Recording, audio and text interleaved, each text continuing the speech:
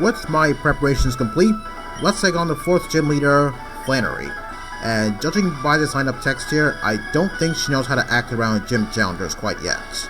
I take it this is because she's been gym leader for a short time, so naturally, she hasn't adapted to the environment of being a gym leader quite yet. Yes, as you can see right there. I seem to recall struggling with her several years ago, mostly because Overheat was doing so much damage to me.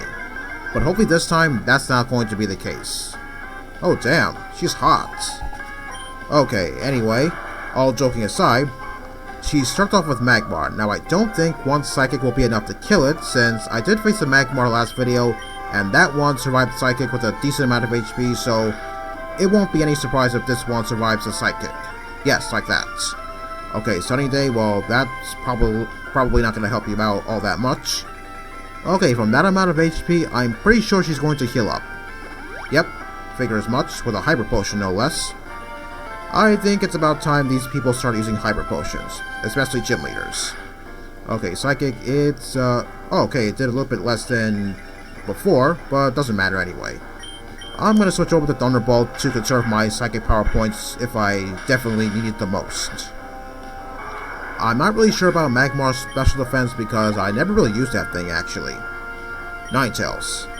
Tell you what, I'm going to switch out Gardevoir in place for Tentacool. Why? It's because this Ninetales here has Flash Fire. Now, I'm going to let Tentacool go down here so that way I can send Gardevoir back in to trace Ninetales' Flash Fire. So that way, none of Flannery's Pokemon can touch Gardevoir at all with their fire moves. Okay, so Tentacool is going to go down, which is what I wanted. And now I'm going to send Gardevoir back in. Okay, so now that Gardevoir has traced Flash Fire, this means I pretty much walled Flannery's entire team, which means they can't touch me at all with their fire moves. Okay, let's see how much Psychic is going to do to this thing. I'm not really sure about its defenses, actually. Okay, half damage. Oh, Overheat? Well, I stole your ability, so that's not going to work at all. Yeah, I can see why she just became a gym leader. She's making rookie mistakes. Okay, Ninetales goes down. I'm pretty sure it's because Ninetales just has Flamethrower and Overheat. As for its other two moves, I think it's Grudge and Safeguard. Rapidash? I gotta say, I like the way it looks in this game. Looks pretty cool.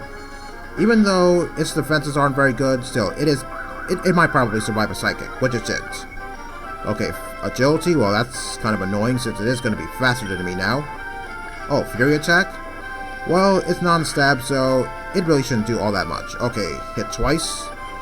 Yeah, like I said, I wall Flannery's entire team, which is pretty awesome.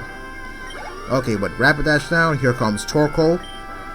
I think this thing has Overheat on it, as well as Body Slam, even though I'm not really sure if it does have Body Slam actually. Okay, let's see how much Psychic does, even though Torkoal's physical defense is pretty huge. Special defense, not so much. Oh, Sunny Day? Well, you just wasted your turn using Sunny Day, since Torkoal is most definitely not going to survive this next move. Well, I knew Flannery was going to do the one thing that I knew she was going to do. Use Overheat on something that stole Flash Fire. So yes, you are trying too hard to be somebody you're not. Here's a tip. Just try to be yourself and don't make stupid mistakes that make you look like an idiot. Then that way, I guess everyone will see you as sort of a threat. Hopefully. And for beating her, I get the Heat Badge. In addition, she's going to give me the TM for Overheat.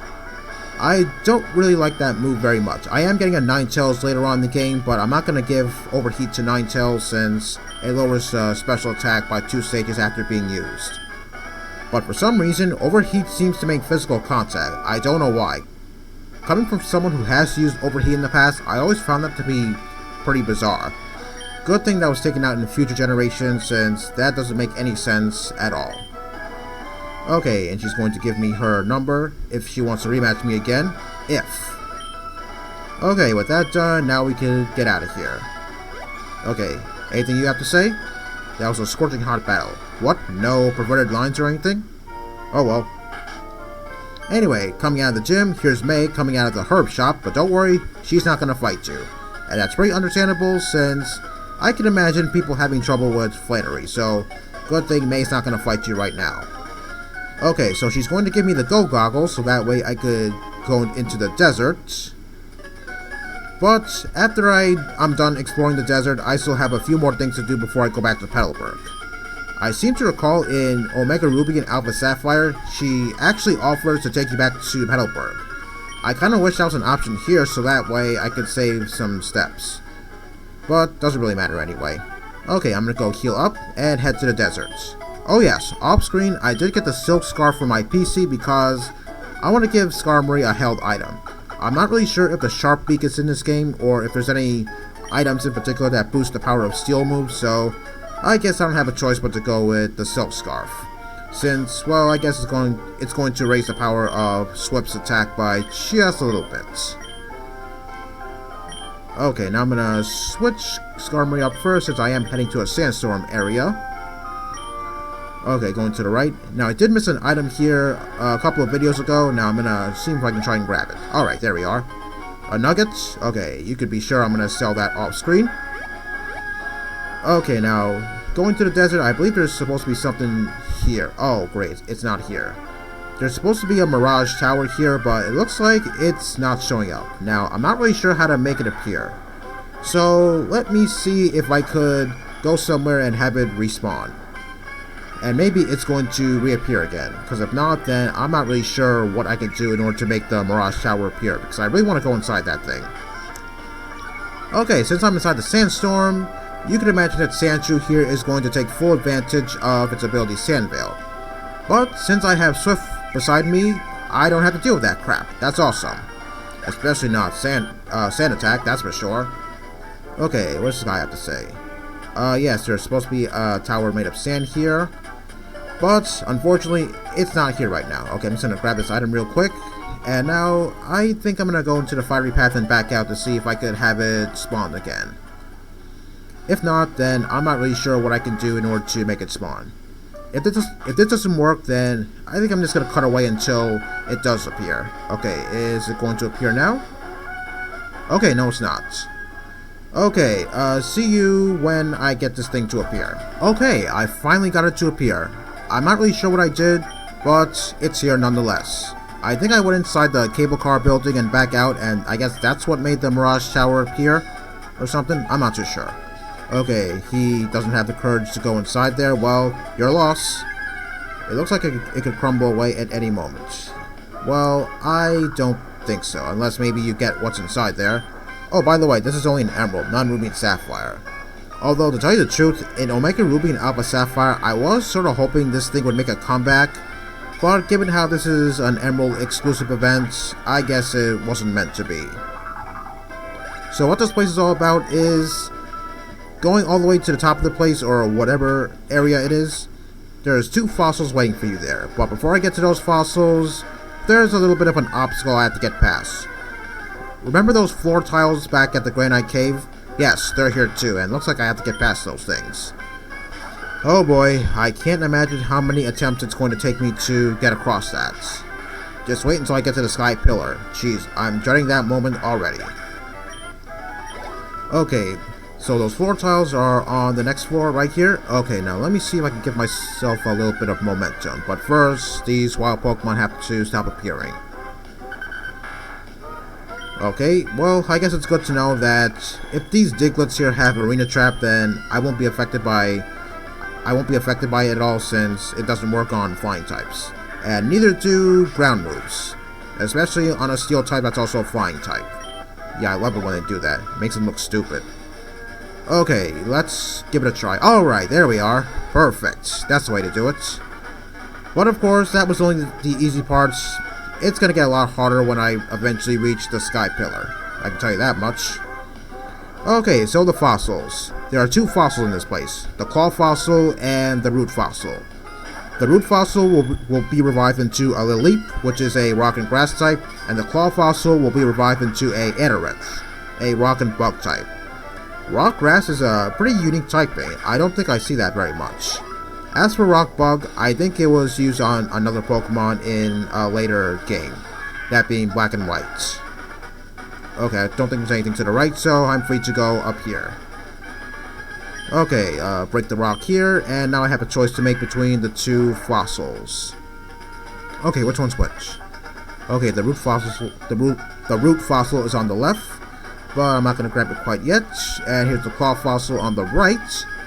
So for this one, I'm going to take the root fossil, since rock grass, we don't really see that type very much, and I kind of like the way Cradily looks. Okay, so by picking up the root fossil, this entire place will collapse. So I'm going to get teleported back outside, and the claw fossil will disappear. But it's not gone forever, no. I will get this fossil again in the post-game.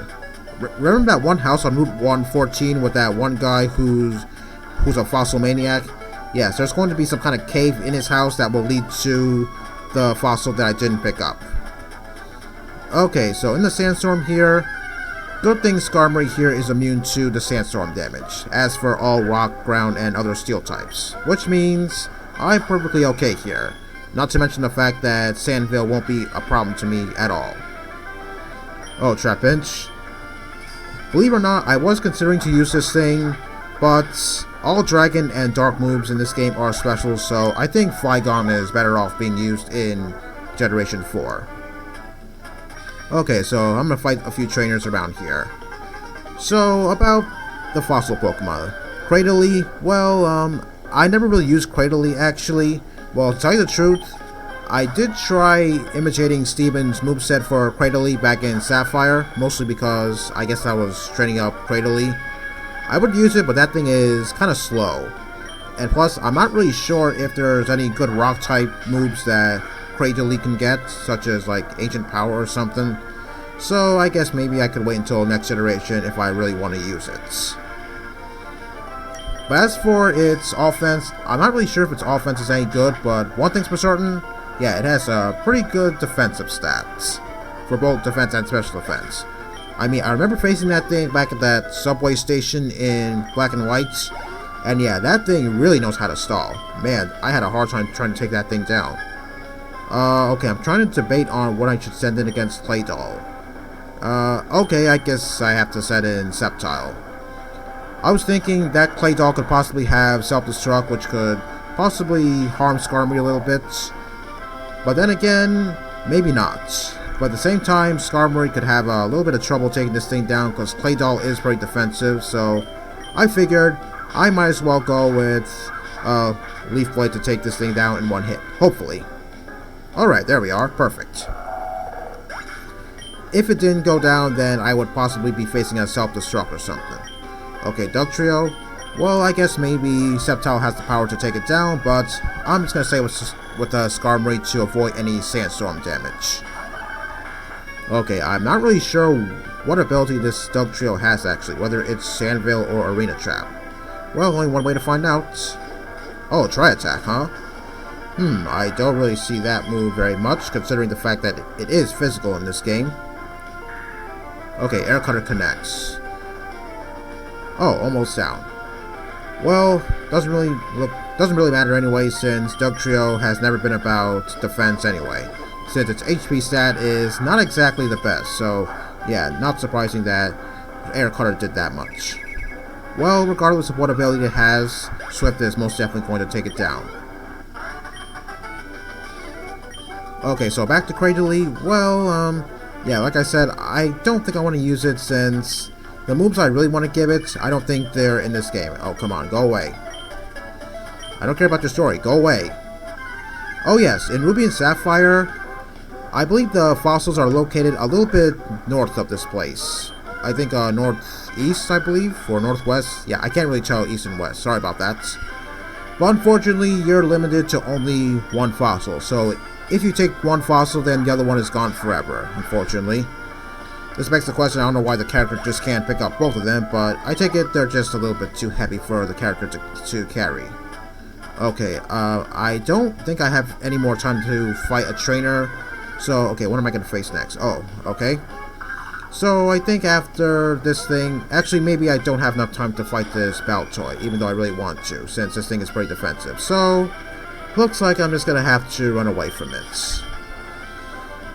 Okay then, with that being said, next time on Pokemon Emerald 386, more sandstorming battles. See you all next time.